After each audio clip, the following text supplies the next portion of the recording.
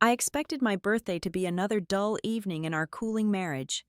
Then an anonymous video hit my phone, showing my husband kissing his college ex. But the kiss was not what shattered me. It was seeing my 12-year-old daughter casually stroll into the frame. She set down a name card and said, "I fixed the seating so Mom will not figure it out tonight." Right then, I realized the betrayal was a family affair. My name is Chloe McDonald. I am 37 years old, and for the past 8 years, I have built a highly lucrative career entirely around looking for things that do not belong. As the Director of Risk Compliance at Harbor Ledger Risk Group, a prestigious boutique financial and wealth advisory firm nestled in the polished corporate parks of Raleigh, North Carolina, my professional existence revolves around spotting the lie. I find the hidden offshore accounts, the padded expense reports, and the slight, almost imperceptible deviations in a spreadsheet that signal a deep, structural rot. I am paid exceptionally well to see the fraud that others miss. It is a bitter, sharp irony, then, that I could parse 1,000 pages of fabricated tax returns and yet remain completely blind to the gaping structural failure residing quietly inside my own house. I live with my husband, Grant Mercer, who recently turned 39, and our 12-year-old daughter, Avery. Our home sits in one of those aggressively sanitized middle-class suburbs where the Homeowners Association dictates the exact shade of beige you are allowed to paint your front door. Every lawn on our street is perfectly manicured, the grass cut to a precise, uniform height. From the outside, every house looks like a peaceful sanctuary, and every marriage behind those heavy oak doors looks perfectly intact. We were no different. We played our parts flawlessly to the neighborhood. The truth was, the air inside our home had been growing cold for many months. There were no shattered plates, no screaming matches in the driveway for the neighbors to witness, and no dramatic slamming of bedroom doors in the middle of the night. Instead, our marriage had devolved into a permanent state of exhausted politeness. Grant and I operated like two weary coworkers assigned to manage the same failing, tedious project. We passed each other in the kitchen with polite nods, divided the household chores with silent efficiency, and slept in the exact same bed with an invisible freezing wall erected between us. We were sharing a mortgage, but we were no longer sharing an actual life. But today was my birthday, a milestone that usually prompted forced smiles and generic store-bought cards. This year, however, Grant had surprised me. He had suggested a simple dinner at home, just the three of us. His voice had carried a soft, nostalgic warmth when he said he wanted us to gather as a family like we used to. Even Avery, who had spent the last 6 months treating her bedroom like a barricaded fortress, had promised to sit at the dining table and eat with me. For a mother of a preteen, that single concession felt like a tremendous, rare gift. It felt like a small, fragile olive branch extended across the frozen expanse of our living room, a sign that things could be repaired. Determined to embrace this rare moment of domestic peace, I left the office nearly an hour earlier than my usual time. As I walked to my car, my mind was still heavily tethered to the glass walls of Harbor Ledger. I was mentally drafting replies to 3 unanswered emails and outlining the risk assessment for a major client meeting scheduled for Monday morning. I drove through the late afternoon traffic on sheer inertia, the heavy burden of carrying both a demanding career and a fractured family resting squarely on my shoulders. I was exhausted, but as I steered my car toward our pristine neighborhood, a faint, foolish glimmer of hope began to warm my chest. Maybe tonight would be the turning point. Maybe we could finally find our way back to each other. I brought my car to a smooth halt at a long red light just 2 miles from our subdivision. The engine hummed quietly. The afternoon sun was casting long, golden shadows across the asphalt. Then, the screen of my phone, resting in the cup holder, lit up brightly. It was a text message from a completely unfamiliar number. There was no greeting, no name attached. There was only a video file and a single, chilling line of text. "Before you go home, watch this." I stared at the screen for a long moment. My risk assessor brain immediately flagged the anomaly. A rational person might have deleted it, assuming it was a phishing scam or a wrong number, but the pit of my stomach tightened with an instinctual, primal dread. With a trembling finger, I tapped the screen and pressed play. The video was entirely clear, filmed with steady, unforgiving high resolution. I immediately recognized the background. It was the interior of a boutique hotel suite in downtown Raleigh, a place well known for its expensive privacy. The camera panned slowly across a beautifully arranged table. There was a birthday cake. The frosting and the surrounding floral decorations were done in navy blue and silver. My exact favorite color palette. It was a sophisticated, meticulous setup. Then, the camera shifted, and the breath was violently knocked from my lungs. Standing by the floor-to-ceiling window, bathed in the soft afternoon light, was Grant. He was not looking at financial spreadsheets or checking his watch. He was wrapping his arms tightly around a woman, pulling her close, and kissing her with a desperate, familiar hunger. The woman was Sienna Vale. She was Grant's ex-girlfriend from their college days. For years, Grant had sworn to me, with a perfectly straight face, that Sienna was nothing more than a dusty relic of his 20s, a closed chapter that meant absolutely nothing. Yet here they were, in a luxury suite, surrounded by decorations meant for me. It was as if they were using my birthday to test drive a brand new version of life, a life where I had already been quietly erased and replaced. A sharp, cold numbness began to spread from my chest down to my fingertips. The betrayal was absolute, staggering in its cruelty. But the nuzzling and the kissing, as sickening as they were not the things that finally shattered my reality into jagged, irreparable pieces. The final, fatal blow came 20 seconds into the footage. The frame of the video shifted again, and a small figure walked confidently into the room. It was Avery, my 12-year-old daughter. She was wearing the yellow sweater I had bought for her last month. She did not look shocked. She did not look confused or upset to see her father embracing another woman. Instead, she moved with the casual, relaxed comfort of someone who had been in that room, with those two people, 100 times before. Avery walked directly to the beautifully decorated table.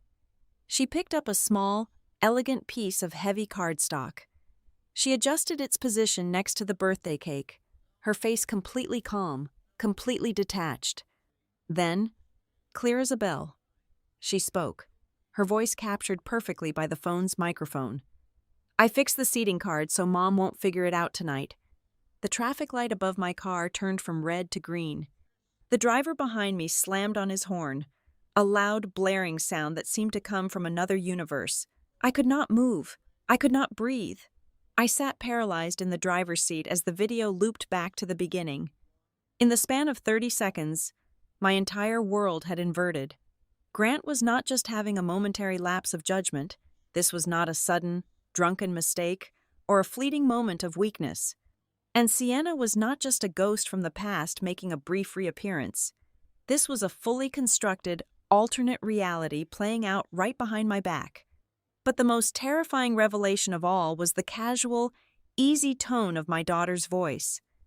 Avery was not a victim stumbling into her father's secret. She was an active participant. She was helping them build the stage for the evening's performance, the quiet dinner at home, the promise to gather as a family, the rare gift of her presence at the table. It was all a meticulously choreographed script. I sat in the idling car, the horns blaring endlessly around me, and I finally understood. I was the only person in my family who did not know the play we were putting on. They had rehearsed this. They had planned this. And tonight, I was supposed to walk through my front door, smile at the beautiful decorations, and play the role of the oblivious, happy wife, completely unaware that my husband and my child had already packed up my life and handed it to someone else. I did not cry. There was no hysterical sobbing, no screaming at the dashboard, no reckless urge to race back to our subdivision and tear the whole illusion apart that night.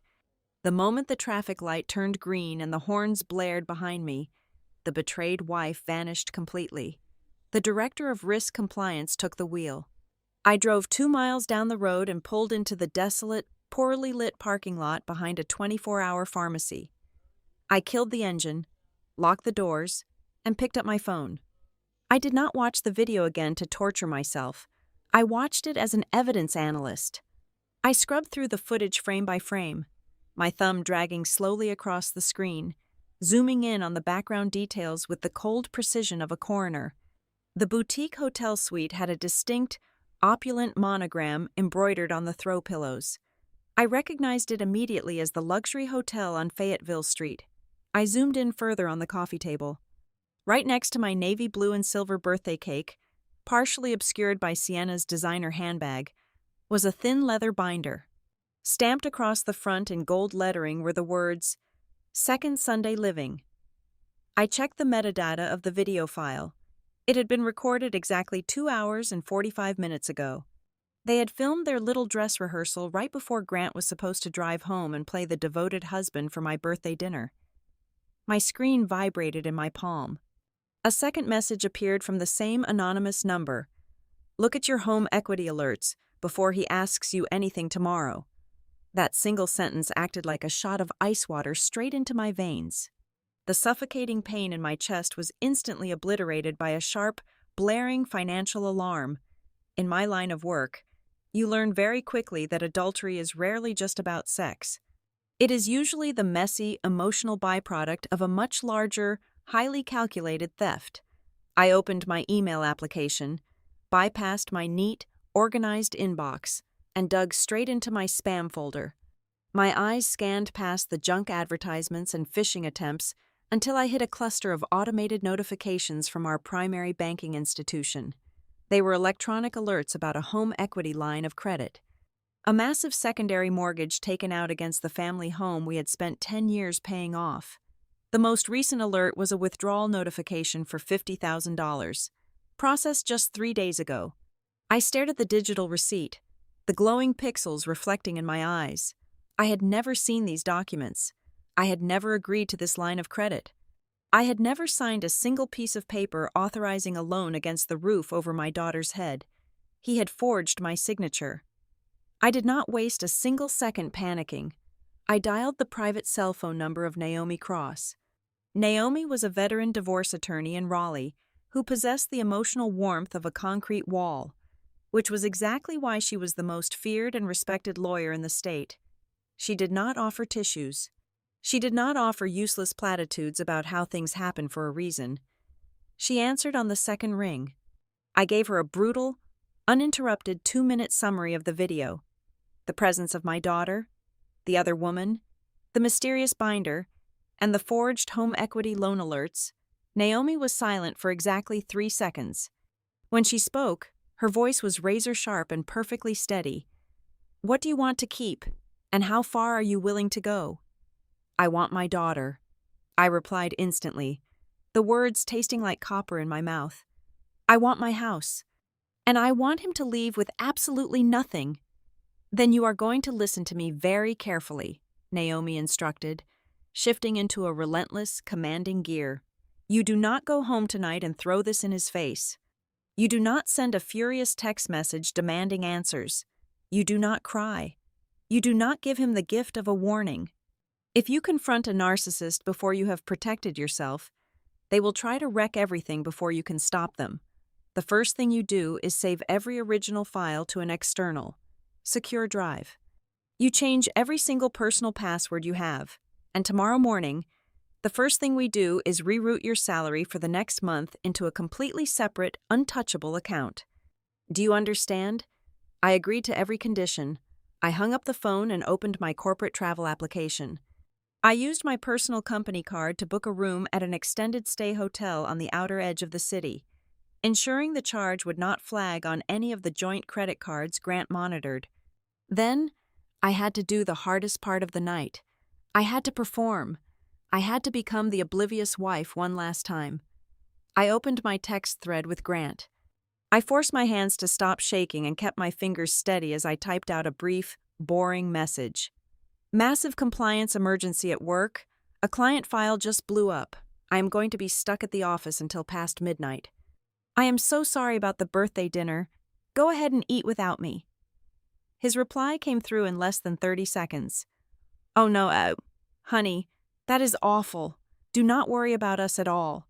Avery and I will save you a plate and put it in the fridge. We love you so much. Be safe driving home." It was too fast. It was too sweet. It was entirely too accommodating for a husband whose wife had just ruined her own meticulously planned birthday dinner. He was acting. He was relieved. My absence gave him an entire evening to finalize whatever trap he was setting for me. I drove to the extended stay hotel, parked in the shadows, and checked in under the sterile, unforgiving glow of the lobby lights. I walked into a generic room that smelled faintly of industrial carpet cleaner and stale air conditioning. I sat on the edge of the stiff, tightly made mattress and opened my laptop. Following Naomi's precise orders, I began to lock my digital life down. I changed my passwords, secured the video file in 3 different encrypted cloud folders, and began pulling my tax documents from the past 5 years. I worked with a frantic, cold efficiency, treating my own life like a hostile corporate takeover. As I worked, I opened our shared iCloud family calendar, the digital hub where we organized Avery's soccer practices, dentist appointments, and school events. There was a new entry. It had been added by Grant just 20 minutes ago, scheduled for tomorrow morning at 9 o'clock. It was blocked off for 2 solid hours. The title of the event was chillingly simple: Family Conversation Important. I stared at those 3 words until the screen blurred. He was not planning to get caught. He was not planning to be backed into a corner and forced to confess his sins. He was proactively scheduling the explosion. He was preparing to sit me down, with Avery perfectly positioned as his collateral, and lead the narrative in a direction that entirely benefited him. He was going to spin a carefully constructed story about our failing marriage, taking control of the timeline before I even knew we were at war. He thought I was coming home tomorrow morning as the tired, overworked wife, utterly blind to the knife aimed squarely at her back. He had no idea that I was already reviewing his financial records. He had no idea that I had retained a shark for an attorney, and he certainly had no idea that I was sitting in a cheap hotel room across town, methodically planning exactly how to dismantle every lie he had built. The hours between midnight and dawn were spent executing a forensic dissection of my own marriage.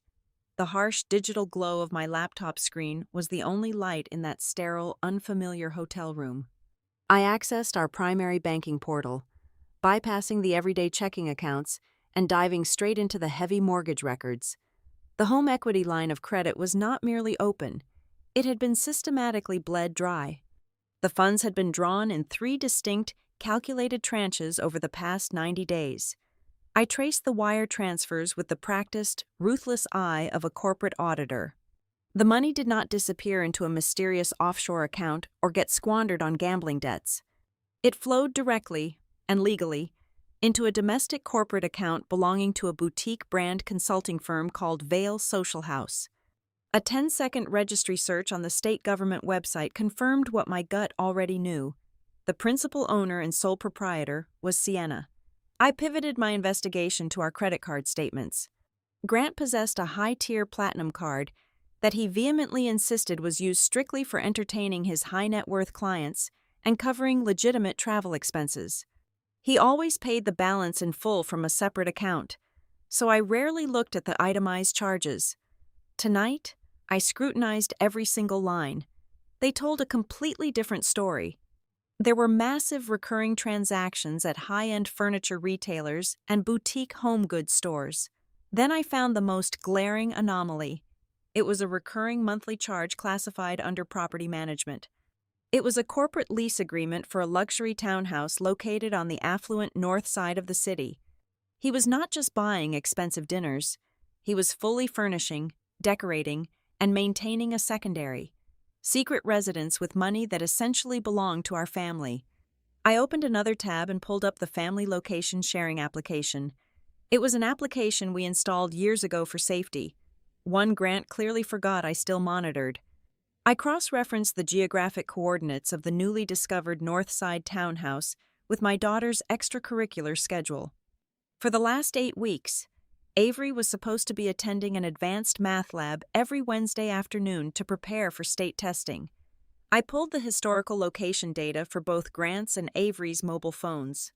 The digital footprints were undeniable, every single Wednesday, without fail. Their little blue dots traveled directly from her middle school campus to the driveway of that exact townhouse. There was no math lab. There was no extra studying. Those afternoons were dedicated to playing house in a fake home.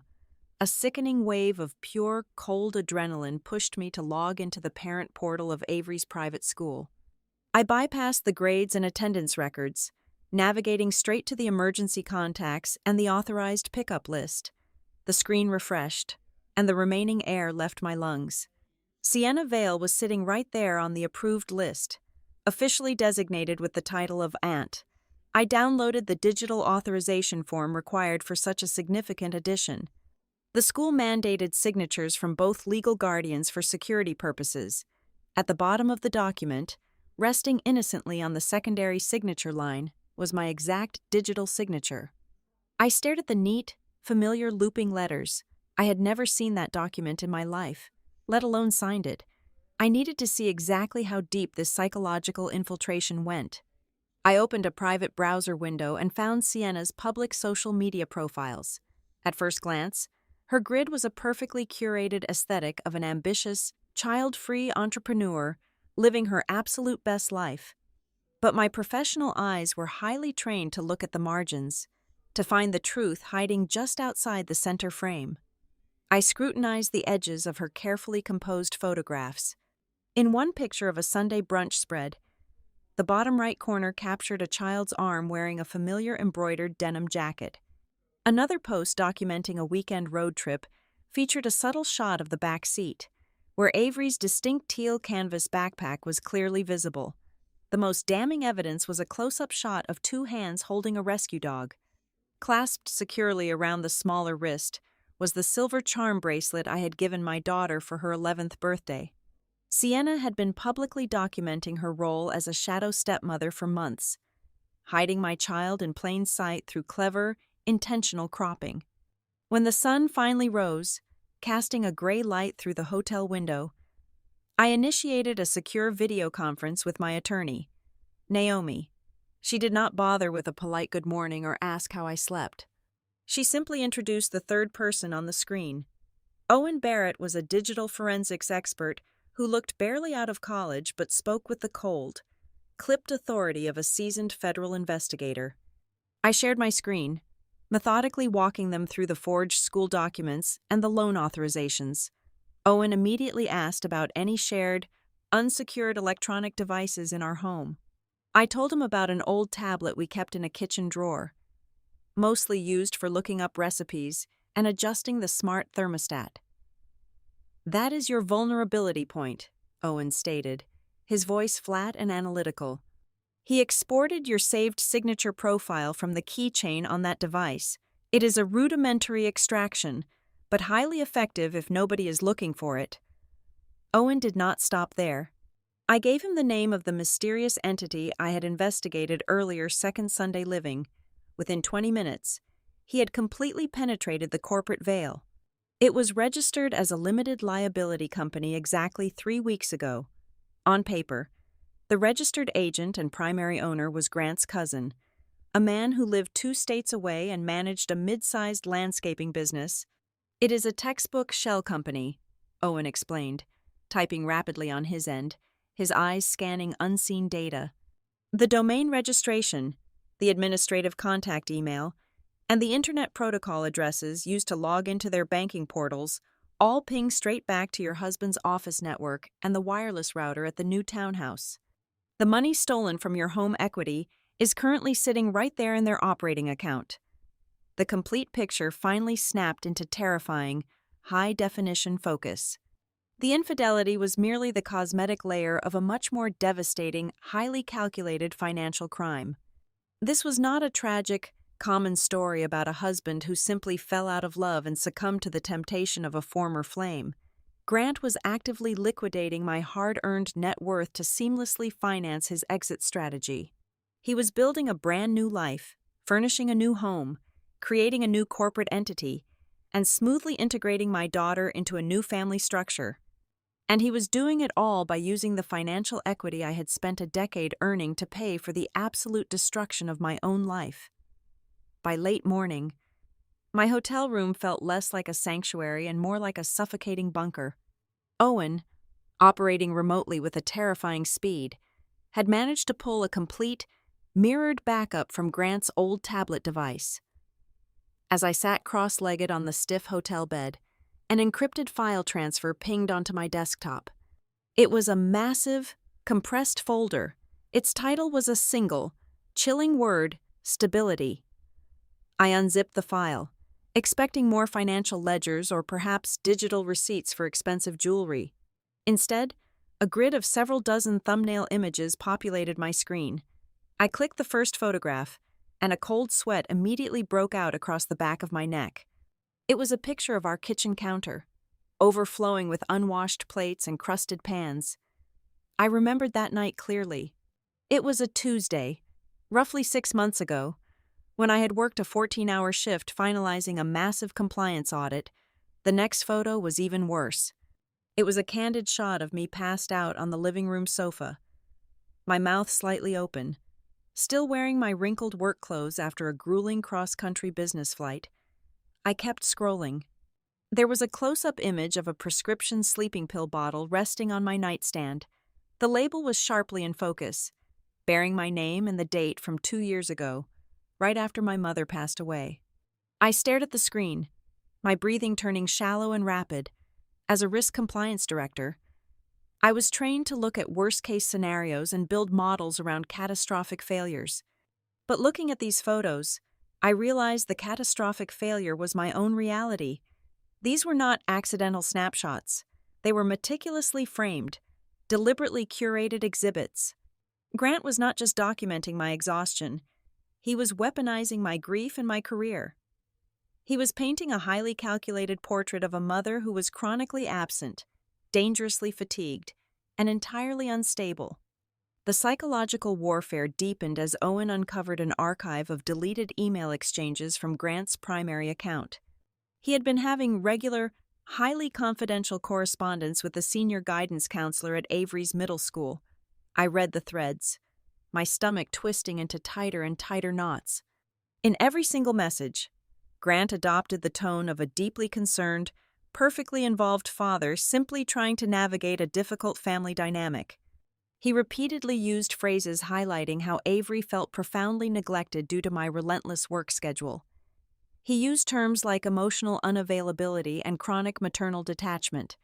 He documented every single time I missed a parent-teacher association meeting or arrived late to a school play, expertly leaving out the fact that he was the one who had offered to cover those events so I could secure the promotion that paid for her private tuition. He was not asking the counselor for actual help. He was planting seeds. He was adopting the exact vernacular needed to trigger a school administration into viewing me as a liability. He was silently, systematically building an official institutional record, a paper trail of my supposed maternal failures, perfectly primed for an impending custody battle. But the most devastating discovery was hiding inside the digital ecosystem of my own 12-year-old child. Owen had managed to access the synchronized notes application linked to Avery's cloud storage account. Inside, there was a folder labeled simply Thoughts. I opened the most recent entry, dated just 2 days prior. The text was supposed to be a private journal, but the words did not sound like they belonged to a middle school student. The language was unnervingly polished, drenched in heavy, adult therapy speak. The entry detailed her supposed anxiety over my emotional distance and how the chaotic energy in our home was negatively impacting her mental health. It was too structured, too perfectly aligned with Grant's email narrative. I instructed Owen to pull the metadata for these specific files. 10 minutes later, his voice came through my computer speakers, flat and apologetic. "The original author tags do not match your daughter's mobile device," Owen stated. "These journal entries were drafted and heavily edited from an external computer. The media access control address matches the laptop registered to Sienna Vale.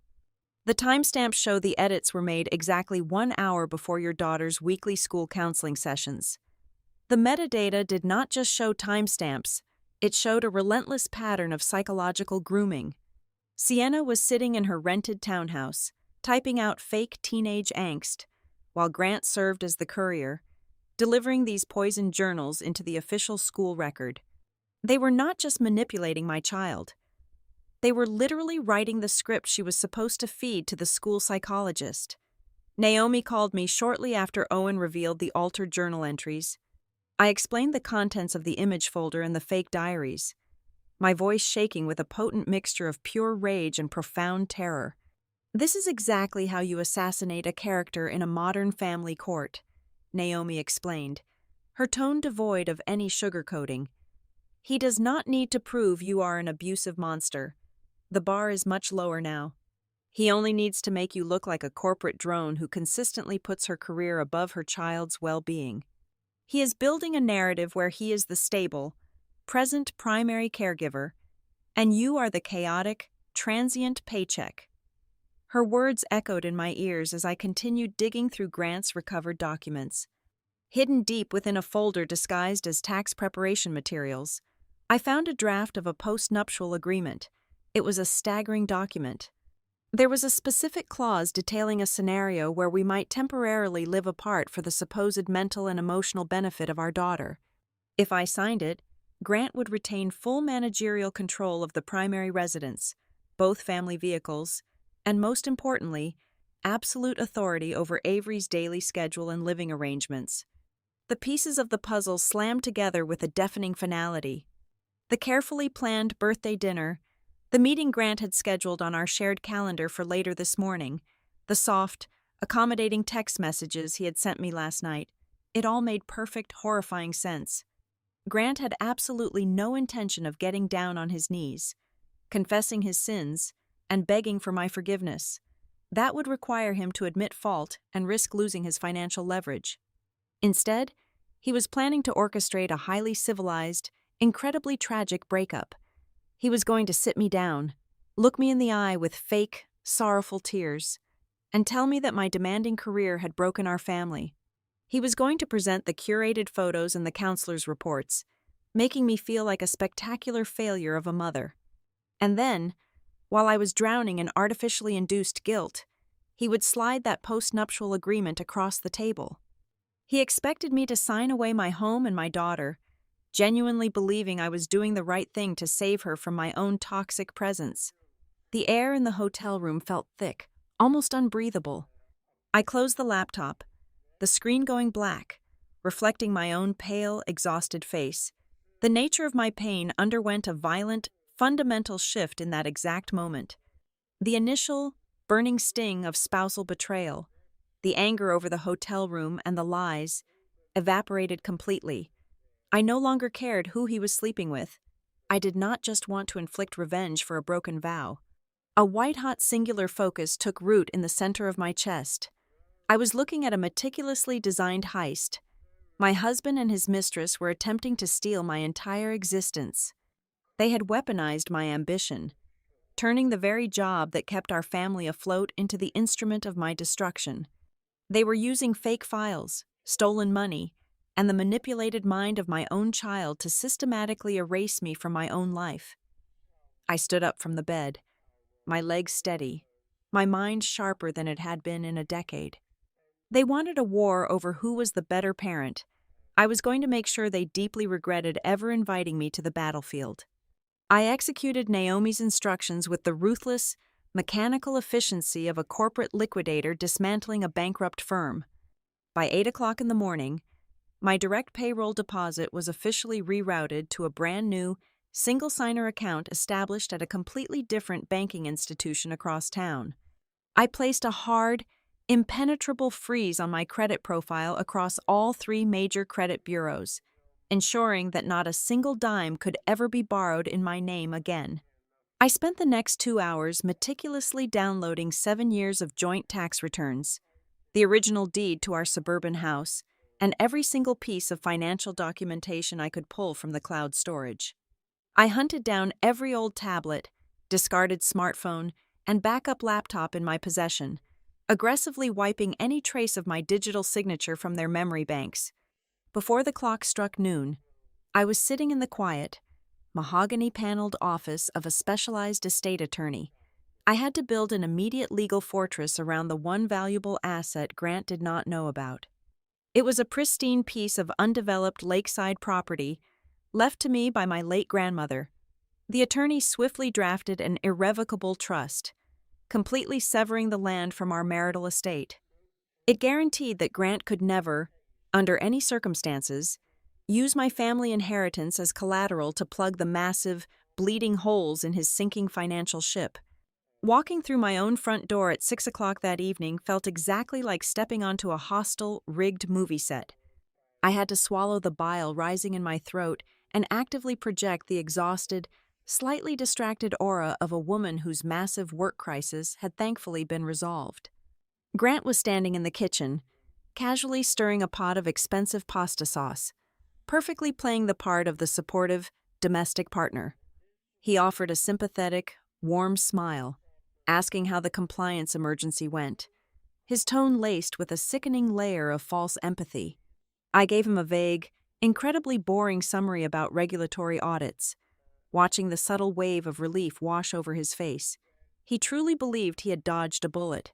He thought I suspected absolutely nothing. But it was Avery who caught my undivided attention.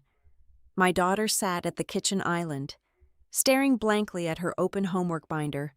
When I walked over and kissed the top of her head, she physically stiffened. Her eyes darted away, refusing to meet mine, choosing instead to study the pattern on the granite countertop. More tellingly, I noticed how rigid she became whenever Grant walked behind her chair. Her shoulders would hike up toward her ears, her posture becoming painfully unnatural. She was not just a willing accomplice basking in the thrill of an exciting adult secret. She was a child actively walking on eggshells, deeply terrified of missing her cue in whatever twisted, high-stakes play her father was currently directing. My phone buzzed silently in my blazer pocket. I retreated to the downstairs guest bathroom, locking the heavy door and turning on the faucet to muffle any potential sound. It was the same anonymous number from yesterday. The message contained a specific address for a rundown, independent coffee shop located just off the interstate highway, miles away from our polished suburban bubble. It was followed by a strict meeting time tomorrow morning at 8 o'clock. I arrived 15 minutes early, nursing a bitter, scalding black coffee in a dark corner booth facing the entrance. Promptly at 8, a woman appearing to be in her late 20s walked through the glass door. She looked utterly exhausted, her posture highly defensive, clutching a thick manila envelope tightly against her chest. She scanned the room, locked eyes with me, and slid into the cracked vinyl booth across the table. She introduced herself in a hushed, rushed voice. Her name was Marisol Dane. She was the primary operations assistant for Vale Social House. "I am the one who sent the video," Marisol confessed immediately, her eyes darting nervously toward the front window. "I want to be perfectly clear. I did not do it out of the goodness of my heart. I did it because I am absolutely terrified." She leaned in and explained that over the past 4 weeks, Sienna had been aggressively instructing her to route highly suspicious invoices, commercial lease payments, and unverified investment capital directly through Marisol's personal corporate employee account. They were deliberately, illegally obscuring the origin of the funds stolen from my home equity line. If the federal authorities or the state banking regulators decide to audit Vale Social House, my name is the one sitting right on top of those fraudulent ledgers, Marisol said, her hands trembling slightly as she pushed the heavy envelope across the sticky table. "I am not going to federal prison just so your husband can play pretend." Marisol opened the envelope, revealing neatly printed transcripts of internal text messages and voicemails. She pointed a shaking finger to a highlighted exchange between herself and her boss. I read the glowing words on the page, and the temperature in my veins plummeted to absolute zero. Sienna had explicitly told Marisol not to worry about Grant's long-term presence at the firm. Sienna wrote that the romantic charade with Grant only needed to be maintained until the final tranche of the bank loan was fully disbursed and their upcoming real estate project secured its initial seed capital. The exact quote printed on the page read, "Once the funding clears, who he cries to is his business." Grant was systematically destroying my life, stealing my money, and breaking our family to build a future with a woman who was actively planning to discard him the very second his stolen cash ran out. But the final item Marisol pulled from the envelope was the one that delivered the most agonizing blow I had ever felt. It was a printed copy of the consulting firm's internal scheduling calendar. It detailed several recent evening events where Grant and Sienna had hosted prospective retail investors at the secretly rented North Side townhouse. Listed right there on the official corporate itinerary, explicitly designated as a key asset for the pitch meetings, was Avery. Sienna insisted the kid had to be present for every single pitch, Marisol whispered, her expression entirely grim and apologetic. She told Grant that wealthy conservative investors are highly hesitant to give seed money to a single, childless woman and a guy who looks like he is having a midlife crisis, but a devoted father and his sweet, happy, blended family. People invest heavy capital in that kind of stability. A cold, violently hollow void opened up inside my chest, threatening to swallow me whole. The truth of their arrangement was unspeakably grotesque. They had not just manipulated my little girl into keeping a dirty secret. They had not merely bought her silence with a new, relaxed living arrangement or the promise of a cooler life. They had deliberately exploited her image. They paraded my 12-year-old daughter in front of wealthy strangers, using her as a wholesome prop to secure fraudulent financial investments. They were using my child to sell the appearance of a decent, trustworthy family while secretly financing the entire illusion with the ruins of my life. The morning air in our kitchen was thick with the smell of freshly brewed espresso and caramelized onions. I walked downstairs at 7 o'clock to find Grant standing over the stove, expertly flipping an omelet. He was wearing his casually expensive linen shirt, the sleeves rolled up to his elbows, projecting the exact image of a grounded, emotionally mature partner. This was a stark departure from his usual frantic morning routine of grabbing a protein bar and running out the door. "Good morning," he said, his voice dripping with a carefully calibrated, gentle warmth. "I know you have been under a massive amount of stress with the compliance audits. I thought I would make us a real breakfast. We need to start taking better care of each other." I forced a tired, appreciative smile. "That smells amazing. Thank you. My schedule is just relentless right now." He slid a plate across the marble island. "We will get through it. Oh, by the way," he added, his tone shifting to a breezy, casual register that immediately set off blaring alarms in my head. He reached onto the counter and pushed a manila folder toward my coffee cup. "My accountant sent over the end of quarter tax adjustments. We need to restructure a few deductions for the upcoming filing. Just standard boilerplate stuff. If you could sign the back page before you head to the office, I will drop it off with him this afternoon." I looked at the folder. It felt radioactive. I picked it up, making sure my hands remained perfectly steady. I flipped past the first 2 pages of dense, mind-numbing tax jargon. I did not need to be a lawyer to know that a man planning an exit strategy does not casually hand his wife legal documents over breakfast unless those documents are designed to sever a limb. "I will have to take this with me," I said smoothly, taking a slow sip of my coffee. "My brain is too foggy right now. I will review it during my lunch break and bring it back tonight." A microscopic fracture appeared in his relaxed facade. His jaw tightened for a fraction of a second. "It really is just a standard adjustment," he pressed, a slight edge of urgency bleeding into his soft tone. "It would save me a trip tomorrow if we just handle it now." "I never sign financial documents without reading them thoroughly," I replied, meeting his eyes with a blank, unyielding stare. "You know how my compliance brain works. I will bring it home tonight," he forced a chuckle, raising his hands in a mock surrender. "Fair enough. You are the boss." He was playing the patient husband, but beneath the table, his foot was tapping a frantic, anxious rhythm against the hardwood floor. He was preparing for a negotiation, setting the stage to look like the reasonable party when the implosion finally happened. The second I reached my office, I scanned the entire packet and sent it through a secure encrypted channel to Naomi. Less than an hour later, my desk phone rang. "He is getting desperate," Naomi stated, skipping any greeting. Page 4 is not a tax adjustment. It is a cleverly disguised addendum. It attempts to reclassify your separate assets into the marital pool under the guise of joint estate planning. Furthermore, there is a buried clause that allows your inherited lakeside property to be leveraged as secondary collateral for future business expansions under the Second Sunday Living umbrella. If you had signed that over eggs and toast, he would have effectively stolen your grandmother's land to fund his mistress's startup. A cold, hollow laugh escaped my throat. He is trying to drain the final drop of blood before he leaves. Let him try, Naomi countered sharply. I am submitting the emergency ex parte motions to the family court judge in exactly 30 minutes. We are requesting an immediate freeze on all joint financial accounts, a preservation order for all electronic data, and a block on any real estate transfers. He will not be able to buy a cup of coffee without leaving a legal footprint. Almost simultaneously, a secure message from Owen popped onto my computer monitor. His initial forensic analysis of the supplementary home equity loan was complete.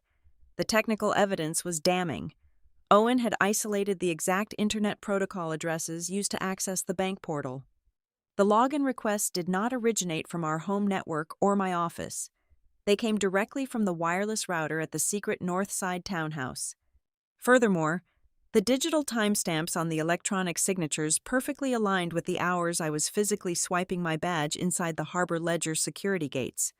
The multi-factor authentication codes had been illegally intercepted using a cloned subscriber identity module card linked to my secondary work phone. The fraud was airtight, documented, and undeniable. That evening, the air in our dining room was so tense it felt difficult to pull oxygen into my lungs. We were having a family dinner, the very thing Grant had weaponized for my birthday. Avery sat across from me, violently pushing her roasted vegetables around her plate. The silence was deafening until she finally dropped her fork with a loud clatter.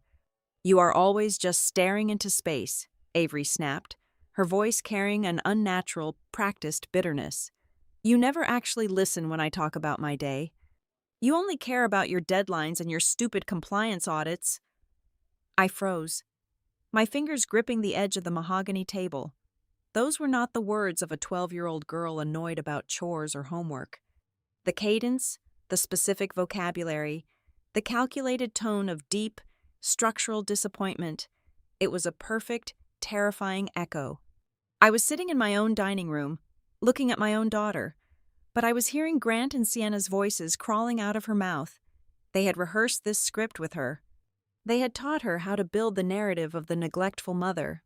Every maternal instinct in my body screamed at me to slam my hands on the table, to expose the lies, to shake my husband until his teeth rattled, and to beg my daughter to wake up from their brainwashing.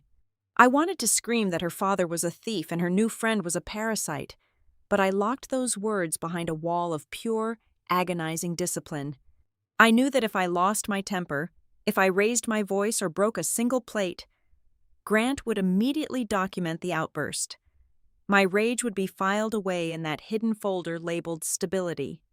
I would be giving them the exact evidence they needed to prove I was emotionally erratic. "I am sorry you feel that way," I said quietly, keeping my voice entirely devoid of emotion. "I will try to be more present." Grant offered a sympathetic, deeply patronizing sigh. "We just want what is best for the family," he murmured, playing his role to perfection. I excused myself to the bathroom, locked the door, and sank to the cold tile floor, gasping for air as the suffocating performance took its toll. My phone buzzed in my pocket. It was a late-night update from our private banking liaison, a contact Naomi had legally compelled to review the diverted loan funds. The message delivered the final, clarifying blow of the entire conspiracy. The $50,000 withdrawn from our home equity had not just gone to Sienna's fake marketing firm. A massive portion of that cash had been immediately routed to pay off a mountain of delinquent, high-interest commercial debt belonging to Grant's own independent consulting practice. His business was quietly failing. He was drowning in hidden liabilities. This elaborate betrayal was never just about a rekindled college romance or a midlife crisis fueled by lust. Sienna was not just a mistress, she was a willing co-conspirator in a desperate financial bailout. They were using sex and the illusion of a new family to mask a calculated, criminal extraction of my wealth to save him from absolute bankruptcy. Sitting on the bathroom floor, the final piece of the chessboard clicked into place. I could not just fight for custody. I could not just fight for the house. I had to fight on two fronts at the same time. I had to obliterate his standing as a father in family court, and I had to drag him into civil court for catastrophic financial fraud. I washed my face, stared into the mirror, and prepared to burn his false reality to the ground. Naomi had an unnervingly precise sense of timing. She did not just want to serve Grant with legal papers, she wanted to hit him at the exact center of the life he had been carefully constructing. Her opportunity arrived on a Sunday morning at 10 o'clock. Grant and Sienna had rented a private, sunlit dining room at an exclusive country club on the edge of the city. They were hosting a highly curated brunch to officially pitch Second Sunday Living to a small syndicate of local angel investors. It was meant to be their grand unveiling. They had crisp white linens, endless crystal flutes of expensive champagne, and a glossy presentation highlighting their supposed shared vision for modern, sustainable community development. I was not there. Of course.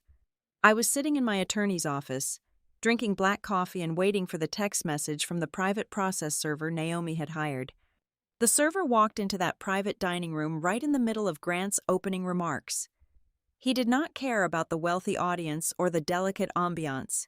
He marched straight up to the head of the table and dropped a massive, heavily bound stack of legal documents right next to a plate of smoked salmon. The thud echoed against the glass walls. He announced in a clear, caring voice that Grant was formally served with an emergency asset preservation order, a notice of contested collateral regarding the lakeside property, and a forensic audit demand on the home equity line of credit. The room instantly froze, the beautiful, polished illusion of the reliable, blended family building a secure corporate future was violently pulled down, revealing the messy, fraudulent scaffolding underneath. Money is an incredibly timid creature. It absolutely despises the stench of messy litigation. Two of the wealthiest investors in the room physically stood up, muttered brief, awkward apologies, and walked out the door before the process server even made it back to his car. Grant scrambled to do damage control. According to the informant still inside the room, Grant immediately deployed the oldest, most pathetic defense in the playbook. He forced a sorrowful, embarrassed laugh and told the remaining guests that I was simply a bitter ex-wife who was completely unable to accept that our marriage was over. He called the injunctions a desperate, jealous outburst. Sienna, ever the professional, maintained a serene, understanding smile for the room, but behind that mask, I knew she was bleeding panic. Her entire startup required an image of absolute stability. She needed clean capital, not the radioactive taint of a wife actively suing to reclaim stolen marital assets. But a wounded narcissist does not retreat. He escalates. Grant knew he had lost the element of surprise on the financial front, so he immediately pivoted and struck at the one place where I had no armor. Less than 48 hours after the disastrous brunch, he filed an emergency ex parte motion for temporary primary physical custody of Avery. He did not just ask for custody, he launched a full-scale character assassination. He weaponized my legal defense against me, claiming that my aggressive financial retaliation at his business meeting was proof of an erratic, vindictive mental breakdown. To support his claim, he submitted the entire stability folder. He filed the curated, out-of-context photographs of my messy kitchen and my sleeping pills. He submitted the letters from the school guidance counselor documenting my supposed emotional distance. And most devastatingly, he submitted the printed pages of Avery's digital journal entries, the ones Sienna had ghostwritten, presenting them as the desperate cries of a neglected teenager trapped in a toxic home environment. The preliminary hearing was scheduled for Thursday morning. The family courthouse was a towering, sterile building completely devoid of warmth. I sat at the heavy wooden petitioner's table next to Naomi, my hands folded perfectly in my lap to hide their violent shaking. Grant sat across the aisle, wearing a conservative navy suit, projecting the aura of a deeply concerned, protective father. Because of the severe emotional distress allegations, the judge allowed Avery to be interviewed in a private chamber, but her statement was read into the official court record. I sat perfectly still as the court clerk read my daughter's words aloud to the room. Avery told the judge that she felt invisible in my house. She claimed that my job was the only thing I truly loved. And then came the sentence that had been perfectly engineered to destroy me. She said she wanted to live at the new townhouse with her dad in Siena because she just wanted to be somewhere where the air was lighter. Hearing those words was 1,000 times worse than seeing the video of Grant kissing Sienna on my birthday. The video was just an act of physical betrayal, but this was an absolute violation of my child's mind. I was listening to my own daughter regurgitate the exact psychological programming of her abusers. They had convinced a 12-year-old girl that her mother was the villain of her story, and they had trained her to help destroy me in a court of law. I had to bite the inside of my cheek until I tasted copper to keep from screaming out loud. The judge, an older woman with tired eyes who had clearly seen hundreds of these manufactured proxy wars, refused to make a permanent ruling based on a preliminary filing. However, she was bound by protocol to address the immediate friction. She issued an ironclad order extending the freeze on all marital assets, strictly forbidding Grant from moving a single dollar or leveraging any property until the forensic audit was completed. On the financial battlefield, I had won a massive, undeniable victory. He was completely locked out of my money, but then the judge addressed the custody schedule. Citing the high-conflict environment and Avery's expressed discomfort, she ruled that for the next 3 weeks, pending a full evidentiary hearing, Avery would reside primarily with Grant at the North Side townhouse. My visitation was temporarily reduced to 2 supervised dinners a week. The gavel fell, echoing sharply in the quiet room. I walked out of the courthouse an hour later. The bright midday sun felt cold against my skin. I stood on the wide concrete steps and watched the street below. Grant was walking toward his luxury sport utility vehicle. Avery was walking right beside him. Sienna was waiting by the passenger side door, offering my daughter a bright, welcoming smile as she opened the back door for her. I stood completely frozen on the steps, clutching my leather briefcase. I had outsmarted them on the balance sheets. I had successfully paralyzed their fraudulent company and protected my inheritance. But as I watched the car pull away from the curb, carrying my entire world down the street, a sickening realization washed over me. Paper justice, forensic accounting, and frozen bank accounts were entirely useless if the child I was fighting to protect no longer wanted to be saved. I had locked the doors to the house, but they had already stolen her heart. The house was suffocatingly quiet. It was 2:00 in the morning, 4 days after the preliminary hearing that had stripped my daughter from my daily life. I sat on the floor of Avery's empty bedroom, staring at the neatly made bed and the row of participation trophies gathering dust on her bookshelf. The silence was heavy, pressing against my eardrums until it manifested into a physical ache. I was a professional risk assessor, and the current risk calculation was telling me to surrender. I was terrifyingly close to calling Naomi and telling her to draft the settlement. I wanted to give Grant the house, the remaining equity, and the completely fabricated narrative he desired, just to stop dragging my child through the relentless mud of the family court system.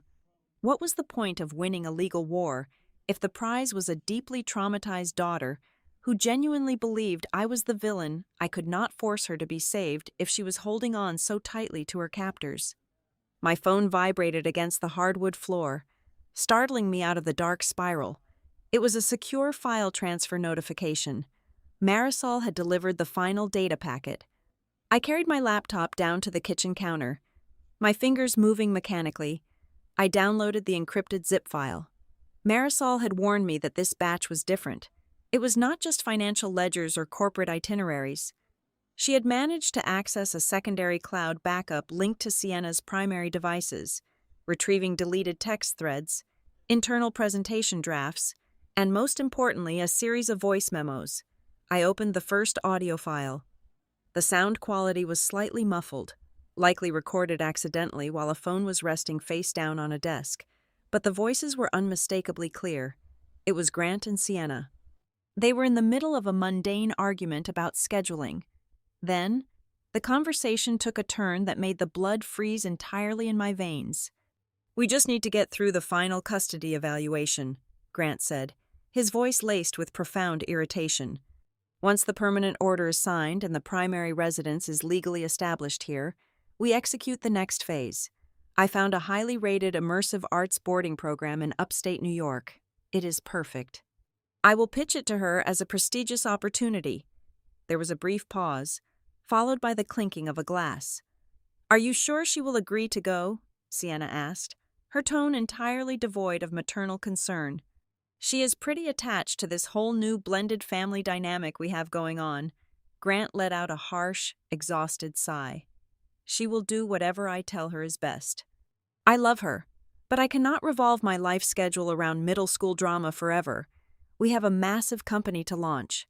I cannot be worrying about carpools and teenage mood swings when we are trying to secure Series A funding." Sienna offered a soft, cruel laugh. "Well, just keep indulging her for a few more weeks. Buy her the clothes, let her stay up late, whatever it takes. A sweet, compliant 12-year-old on our side makes both the investors and the judge much more comfortable. She is the best public relations asset we currently have."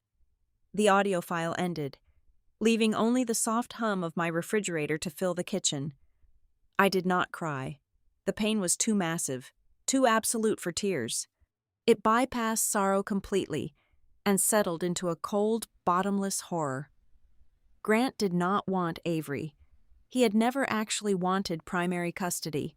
He had orchestrated a psychological coup, brainwashed my daughter into hating me, and torn our family apart, all to secure a temporary breathing prop.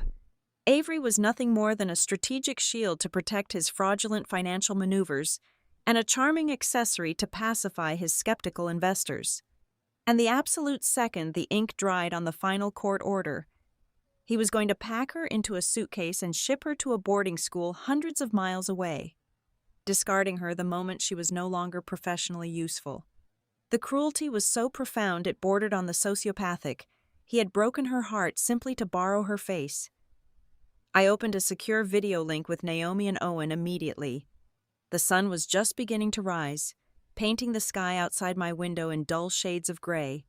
I played the audio clip for them. Even Naomi, a woman who had spent 2 decades swimming through the absolute worst human behavior, went completely silent for a long moment. "That is the turning point," Naomi finally whispered, her voice tight. "He just handed us the evidence that will destroy his case in family court," Owen chimed in, his screen sharing a detailed forensic breakdown of the new data. "It gets worse for them. I processed the metadata on the emotional journals Avery supposedly wrote, the ones they submitted to the school counselor. I finally cracked the deletion logs from Sienna's cloud backup.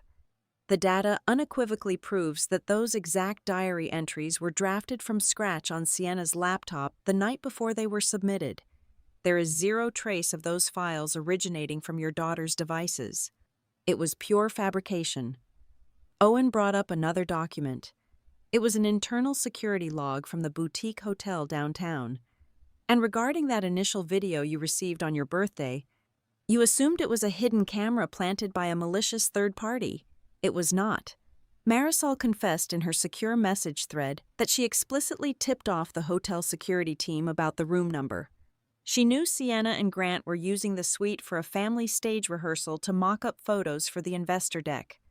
The footage came directly from the hotel's internal surveillance system, which Marisol requested a copy of under the guise of corporate liability monitoring. That means the video has a fully documented legal chain of custody. It is not just an anonymous leak. It is admissible, ironclad evidence. Naomi leaned closer to her camera, her eyes blazing with a predatory intensity. "Chloe, listen to me. With this audio recording, the forensic proof of the forged journals, and the verified hotel footage, we are no longer just fighting a defensive battle for custody. We are going to countersue. We are going to drag Grant and Sienna into a severe, multi-million-dollar financial fraud and extortion case. We can prove they conspired to alienate a minor child for direct, quantifiable financial gain. That crosses the line from a messy divorce into a criminal conspiracy. My mind raced. Every maternal instinct screamed at me to jump into my car, drive straight to the Northside townhouse, and play that audio recording for Avery. I wanted to look my daughter in the eye and make her hear exactly how the people she trusted were talking about her. I wanted to jolt her out of the lie all at once. But the risk assessor in my brain clamped down hard on that desperate urge. I knew exactly how manipulators operated. If I ran over there now, highly emotional and waving a phone in their faces, Grant would immediately spin the situation.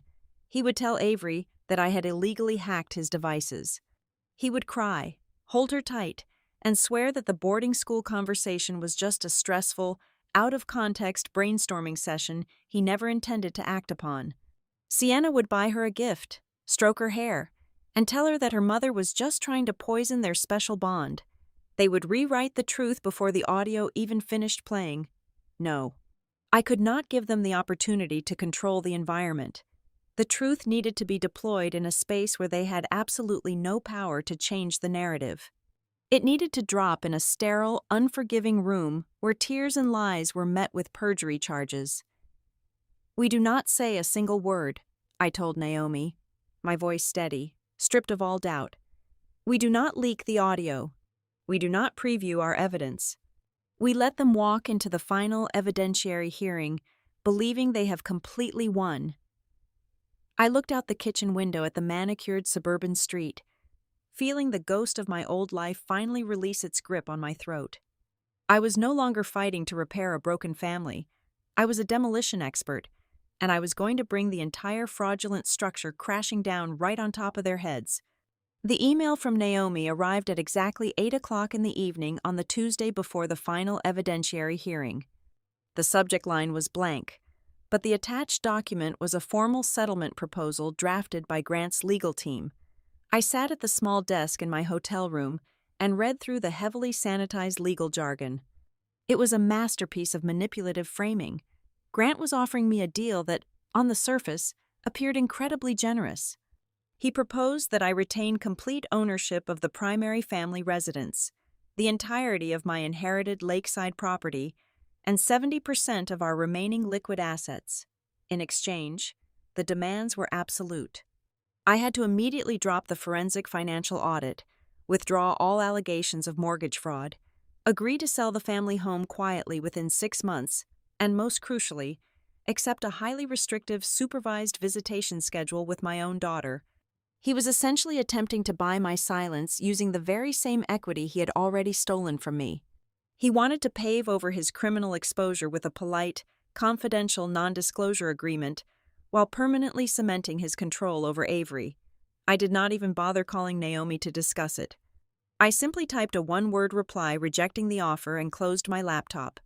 Less than 2 hours later, my personal cell phone illuminated with an incoming call from an entirely restricted number. I answered cautiously, keeping my breathing completely silent. It was Sienna. Her voice dripped with a manufactured, weary solidarity, perfectly pitched to sound like two reasonable women trying to clean up a mutual mess. "We need to stop this," Sienna pleaded softly. "You and I both know the legal fees are bleeding the estate dry. We just need to lower the temperature for Avery's sake. She is getting so incredibly hurt by your relentless tactics."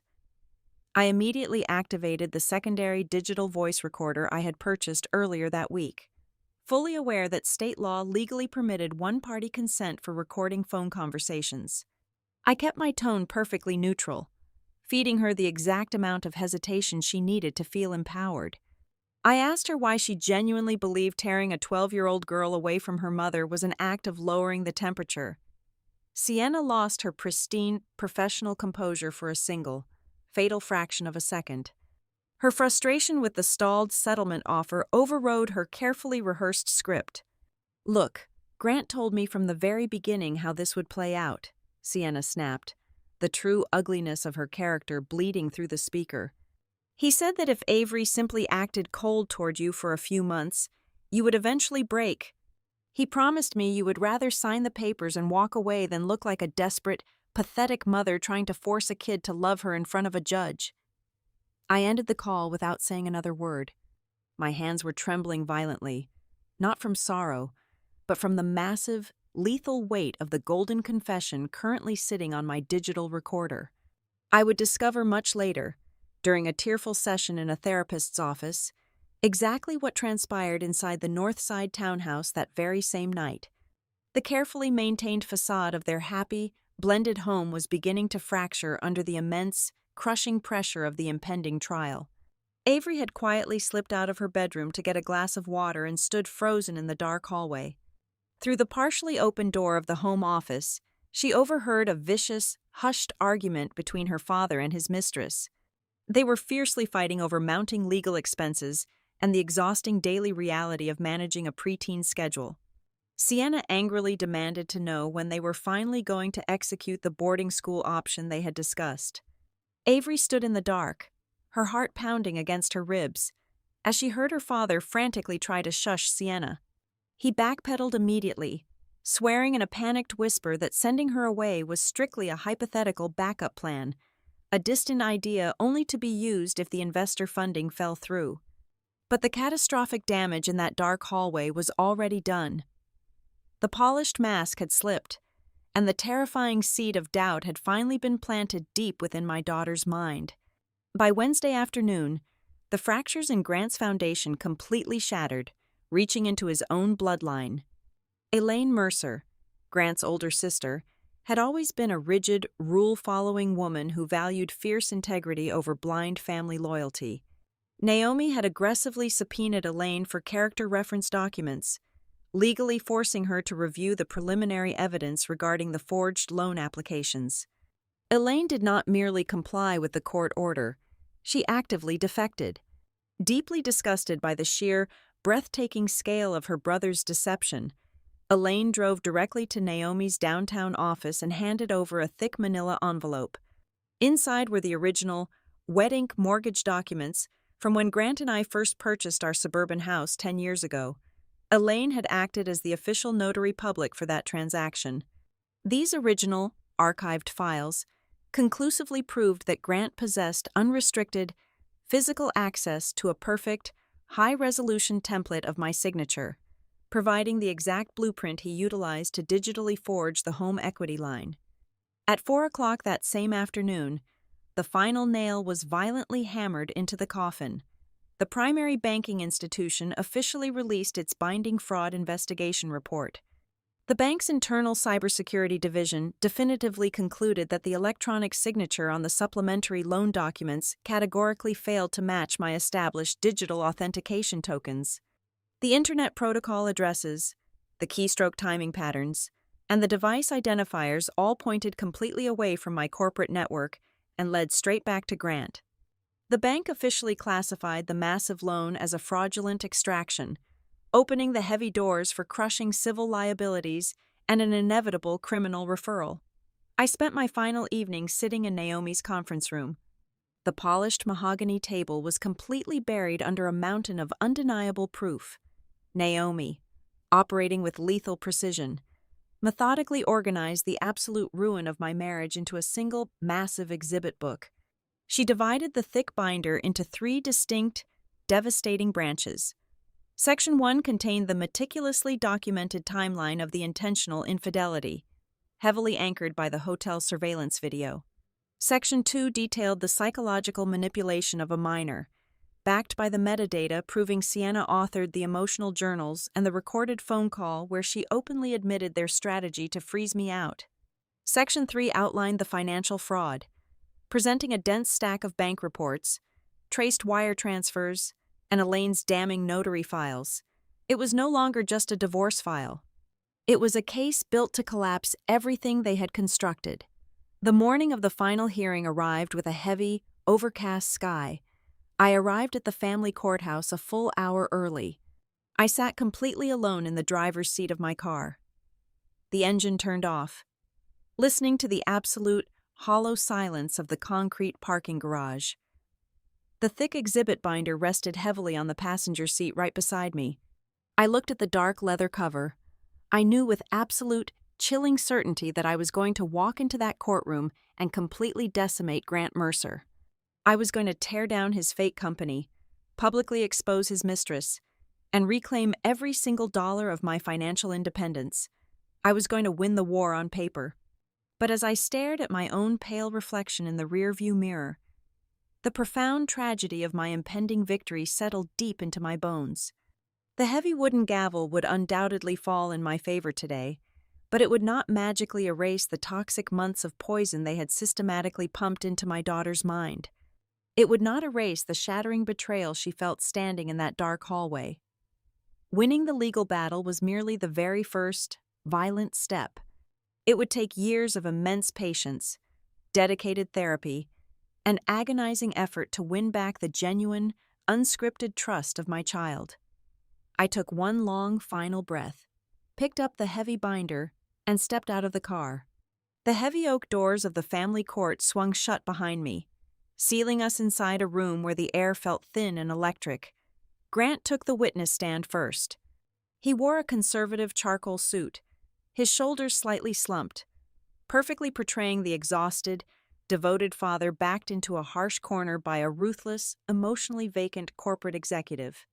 Sienna sat in the gallery 2 rows behind him, dressed in modest navy blue, projecting the serene, mature aura of the only adult in the room genuinely prioritizing a child's psychological well-being. It was a beautiful, tragic performance. Then, Naomi stood up. She did not cross-examine my husband. She systematically dismantled him. She started by projecting the hotel surveillance video onto the large screen. She established the undeniable timeline, proving this was not a sudden romantic lapse, but a heavily produced rehearsal for an investor pitch. Next came the paper trail. Naomi handed the judge the thick forensic binder. She walked the court through the forged mortgage applications, the unauthorized changes to the private school pickup list, and the irrefutable bank logs showing the stolen home equity flowing directly into Sienna's corporate accounts. When Grant's attorney desperately tried to lean on their emotional defense, bringing up the journals Avery had supposedly written about my neglect, Naomi introduced the digital metadata. She laid out the exact electronic footprint proving every single diary entry was authored on Sienna's personal laptop hours before they were handed to the school counselor. Grant's face lost all of its manufactured color, shifting into a pale, sickly gray. But Naomi was far from finished. She played the audio recording of my phone call with Sienna. Sienna's own voice echoed through the high-ceilinged room, openly admitting their calculated strategy to use my daughter's engineered coldness to break my spirit. Then came the fatal blow. Naomi introduced the recovered voice memo from the cloud backup. The courtroom fell into an absolute, suffocating silence as Grant's recorded voice filled the space. Everyone heard him complain about middle school drama. Everyone heard him clearly state his intention to ship Avery off to an immersive arts boarding school the moment he secured primary physical custody. A collective, quiet gasp rippled through the gallery when Grant's voice casually referred to his own 12-year-old daughter as a variable that needed stabilizing after everything was done. The atmosphere in the room violently shifted.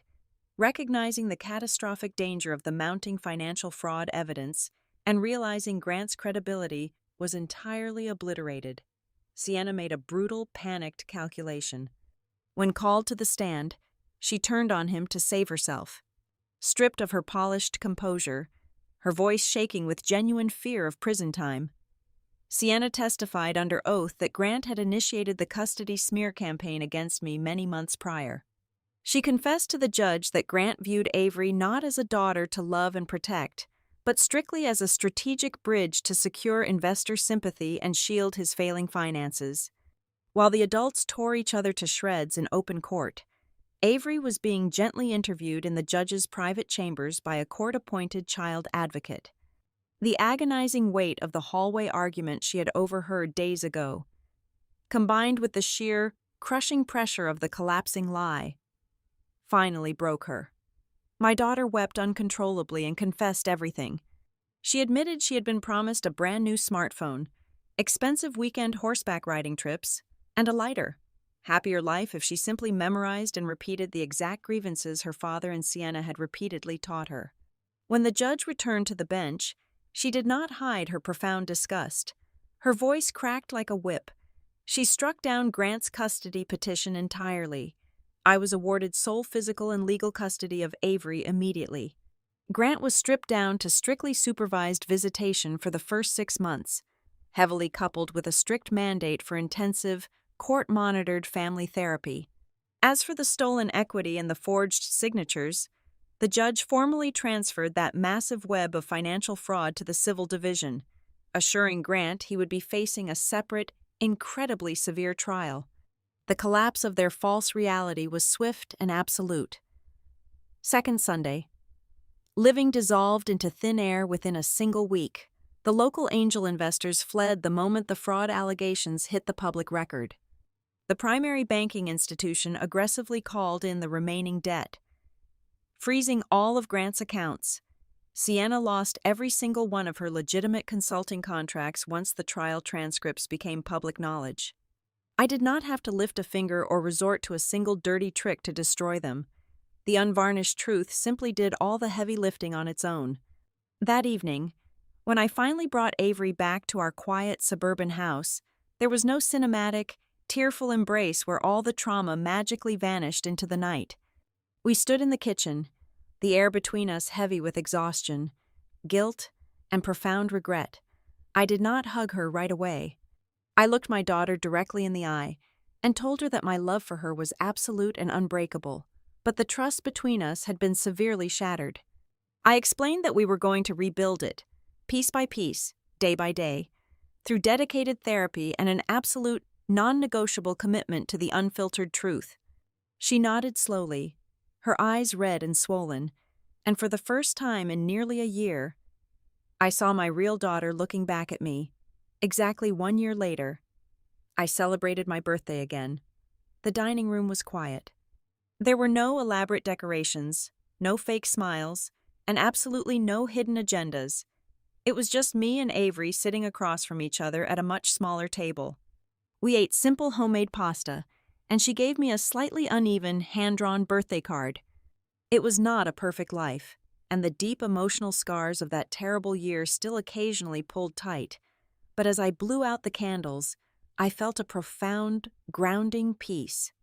For the first time in many years, the table I was sitting at was entirely real. Thank you so much for listening to my story today, and please leave a comment down below telling me where you are listening from so we can connect and share our thoughts together. If you enjoyed this, I would love it if you subscribed to the Zoe Revenge Stories channel, liked this video, and supported it even more by hitting the hype button so this story can be heard by many more people.